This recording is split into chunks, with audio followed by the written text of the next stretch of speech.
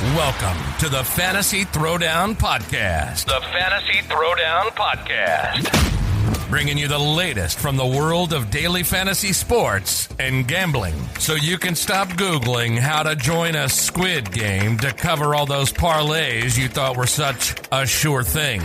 Now, sit back and listen to one of the sharpest minds in the game. Here's your host, Dwayne Callender.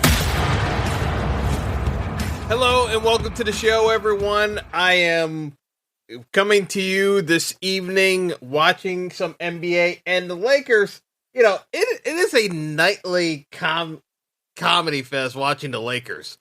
The Lakers currently are down in the first quarter to the Raptors 29-6. This is after giving up 48 points in the first quarter yesterday to the Suns without Chris Paul. And again, not 48 points and a half, 48 points in the first quarter. They gave up 79 and a half last night to the Suns. And it could have been 80 plus, to be honest, if the Suns played their starters to start the second quarter. They were giving extended run to their backup unit just because they were so far ahead of the Lakers last night. And to start the game tonight, they're down 29-6. If the Lakers aren't telling you Frank Vogel needs to get fired, I don't know what else will. The Lakers are just a complete mess. But that's not why we're here to talk tonight. We're here to talk about a couple of things that I noticed. I am definitely going to start breaking down the NCAA bracket regions. That's still on the way. We'll get that out before the tournament begins, but we gotta talk through a couple of things that happened. So obviously, I talked about the Yankees trade last night. That was pending, and it did go through. So Gary Sanchez and Gio Urshela traded for Josh Donaldson. I mean, it just struggles to even say it. Josh Donaldson. Woo. And Ian Kiner Khalifa. I mean, again, it was a questionable trade yesterday. In less than 12 hours, it is an awful trade, even just on the face of it, because of what you gave up, given what just happened in MLB today with a trade that, frankly, everyone looks as a salary dump. Earlier today, the Cincinnati Reds, who had just traded away Sonny Gray the day before to the Twins for not much except prospects, just to shed payroll, and this is why everyone is cranky about the owners and the new CBA, because the owners are not trying to compete. They're not trying to compete with multiple markets. The Reds literally tried competing, and by competing, it's like, yeah, we brought in some free agents. That lasted less than 2 years because they let Trevor Bauer walk. Obviously, he got overpaid by the Dodgers, and we all know what happened with Trevor Bauer, so we're not even going to get into that. But that lasted less than 2 years. The Reds actually trying to compete. It was about 15 years of futility for the Reds before that. So the Reds going back to the status quo. Today, the Reds traded one of their, I'm not even going to say one of them, he's their best young hitter, Jesse Winker. They traded Jesse Winker, not even hitting the prime of his career yet. He's still 27. Corner outfield, he could actually play all three outfield spots, but he's a corner outfielder primarily. 300 hitter. Gets you 20 bombs a year, consistently. You trade him to shed $30 million in salary from Eugenio Suarez. Mind you, Eugenio Suarez is only being paid $12 million a year. Actually, less than $12 million a year. It's like a little over 11. But he's got 3 years left on his deal. So you basically, the Reds saved less than $33 million in payroll to get rid of Eugenio Suarez and threw in Jesse Winker. Now, Eugenio Suarez has had a down year and wasn't really that effective during the pandemic year. But Eugenio Suarez still is hitting 30 bombs a year. The batting average is terrible, but guess what? So is Joey Votto's. Literally, if you're looking at this, the Reds gave up a power bat who hits for average in the outfield who's left-handed. They have a third baseman who plays shortstop as well. That's a right-handed bat that slugs for power. The Yankees traded for a past his prime Josh Donaldson, who's making double what Eugenio Suarez is making, and a player in Connor Calefa who, yes, he can play shortstop and he can play catcher, but can't hit worth a lick. You traded Gary Sanchez and Gio Urshela, who Urshela can play for basically any major league team, when the Seattle Mariners scoop you on a trade with players that accomplish the same goal that you're looking for less money and a better player in Jesse Winker than anyone you just traded for. It's not even close. It's not even close how bad the Yankees trade looks in context of what just went down less than 12 hours later. It is incomprehensible that the Yankees front office is paid as much as they do. And they are literally one of the top three paid executives in the league. Top to bottom, with the amount of people in that Yankees front office. You get scooped by the Mariners? I'm sorry. This is absurd. I can't even say that it's like, oh, this is going to make or break the... It doesn't even matter. It's the simple fact that the resources you gave up are so exponentially more than what the Mariners gave up in prospects. And not even great prospects, by the way. Not even great prospects. They didn't even touch the Yankees prospects. I have to ask the question, what the hell are the Yankees doing?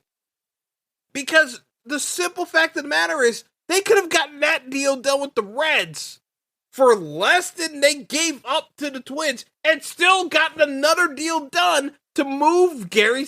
You could have even gotten Gary Sanchez moving the Mariners deal and a prospect.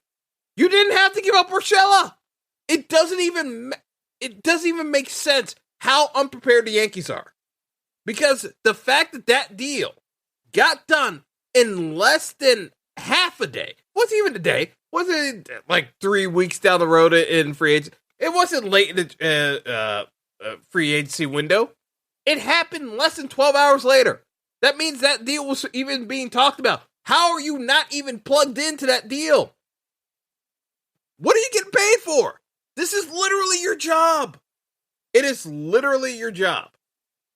This is part of the problem with the Yankees. They played with a broken model because it's not even like I like Eugenio Suarez over Josh Donaldson. That's not the point.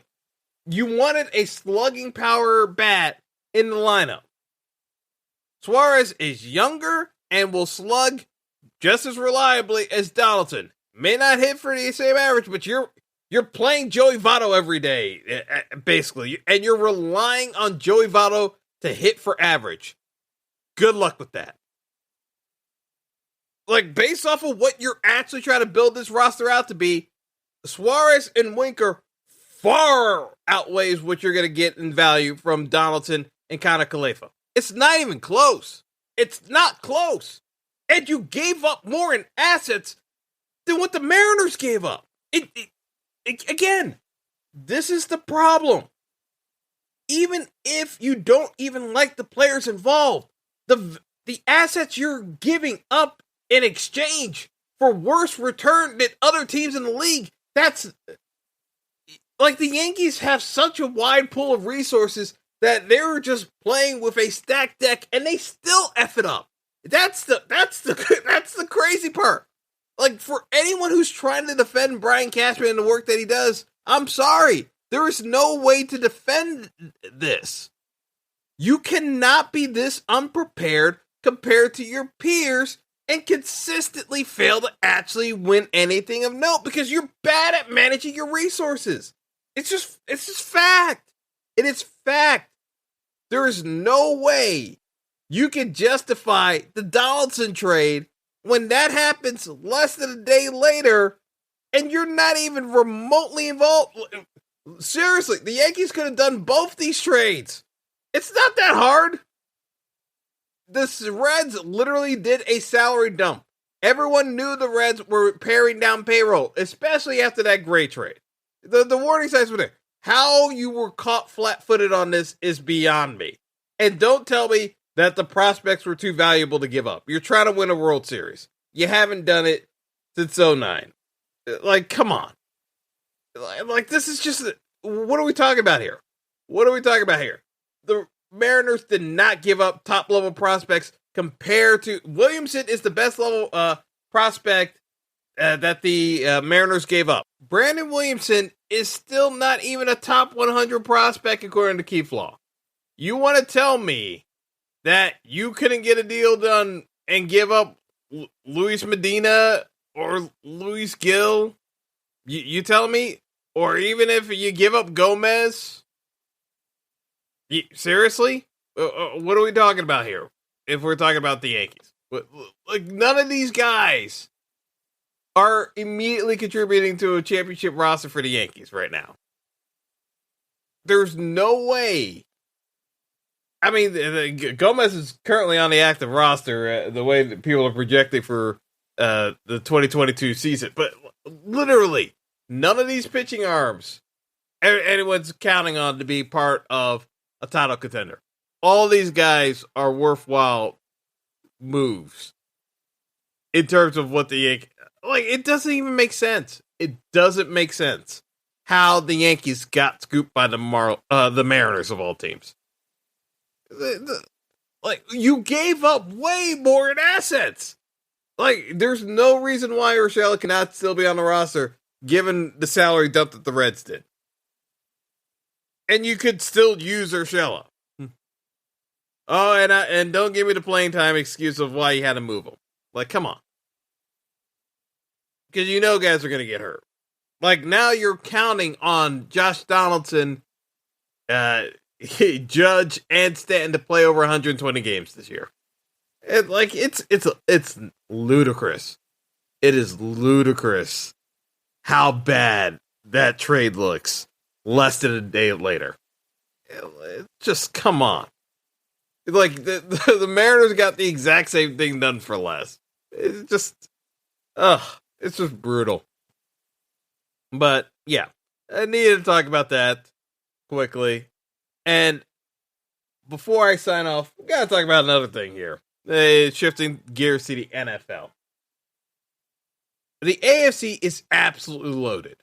But one thing I know for certain, when I'm going to start doing my breakdowns of the upcoming NFL season, the one team that absolutely should make the playoffs, otherwise their coach should be fired immediately, is Brandon Staley. Because the Chargers just signed J.C. Jackson, the Pro Bowl quarterback of the New England Patriots, through a 5-year, $82 million deal. This is after trading for Khalil Mack to pair with Joey Bosa, on top of having a loaded offensive squad. It is so not even close to comparable. Like, the Chargers should win the division. Like, there really isn't an excuse for the Chargers not to win the AFC West. Yes, the Chiefs are the Chiefs. Chargers are better. They are flat out better. It's not even close. I thought the Chargers were the most talented team in the NFL last year, and it was colossal failure, mainly because of Brandon Staley just doing goofy things that he has no business doing. And I kept calling out the analytics folks because it's analytic. You can say it's analytics, but it's irrational decision making more often than not when you don't need to. That cost them the playoffs. because they easily could have made the same run that the Bengals did. They were a better team than the Bengals. Yeah, like I will go like flat out say, as much as I like Joe Burrow and Jamar Chase, Chargers flat out better than the Bengals squad that made it to the Super Bowl. It's not even close. So when you got Khalil Mack, you bring in J.C. Jackson, you still have the same offensive crew last season for the Chargers. Chargers should win the AFC West. And frankly, making the playoffs is a minimum for the Chargers. I am honestly curious to see what the Super Bowl number is for the Chargers, because I may just start hitting that early. Because it really isn't that hard of a look for the Chargers to make the Super Bowl. It shouldn't be that hard. I'm sorry. I know how loaded the AFC is, but the Chargers legitimately have a juggernaut on offense and defense. That's a loaded squad filled with talented positional players. It really is hard not seeing the Chargers just crushing competition next year. And the AFC is loaded. The AFC is absolutely loaded, which is crazy. It's crazy how loaded the AFC is now. Because, yes, Russell Wilson is on the Broncos. The Raiders are going to be, man, the Raiders should be dead last in that division. It's not even close. Anyway, that's looking way down the pipe hole, but it's just something to think about. Because, we've seen multiple deals go down with free agency. We saw the Jacksonville Jaguars hilariously overpay Christian Kirk and reset the wide receiver market with a terrible deal. Again, Christian Kirk, it's not that he's a bad player, but he is a clear number 2 receiver, and he's being paid $18 million a year. It's just comical. I love how bad the Jags are at basically every single thing they do. It really is amazing. It's like, what? Like I was making fun of the Cowboys for the Gallup extension, and then the Cardinals come back and just said, "Hold my beer." But yeah, NFL free agency is crazy. Like, Christian Kirk is making $17 million. The Packers are trying to franchise tender Devontae Adams to $20 million. Like, come on.